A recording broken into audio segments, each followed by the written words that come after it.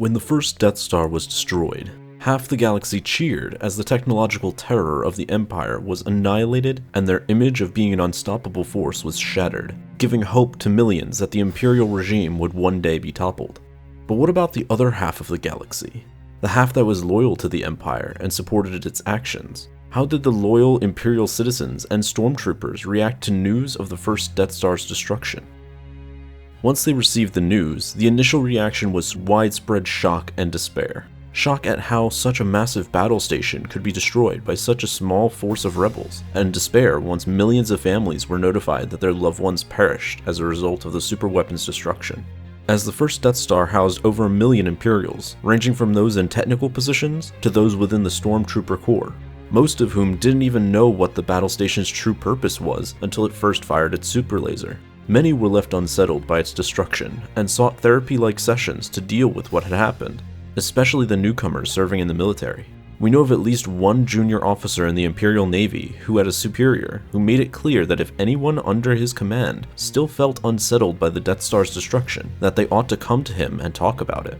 The initial feelings of shock and despair soon turned into a deep-seated hatred and need of revenge on the rebels, or in the Empire's eyes, the terrorists who destroyed the battle station and killed over 1 million of its citizens.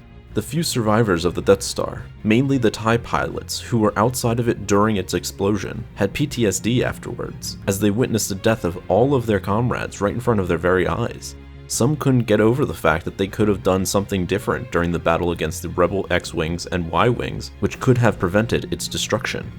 Shortly after the news of the Death Star's destruction, the fact of a traitor sabotaging the superweapon was leaked to the public.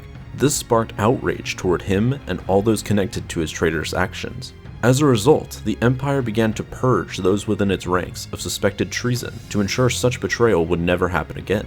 It became a treasonous act to even suggest that the Death Star's destruction was a justifiable act done by the rebels, or to even argue that it was wrong for the Empire to destroy Alderaan.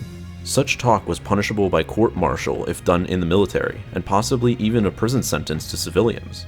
Special units were created as a way to prevent this from ever happening again, and the entire Imperial military was utilized as a force that was to wage absolute war on the growing rebel alliance. All those who were loyal to the Empire, whether the civilians or the soldiers, were eager to do everything in their power to ensure that revenge, or in their minds, justice, was brought upon the rebels for their actions in destroying the Death Star, and to ensure that all those who were on the battle station didn't die in vain.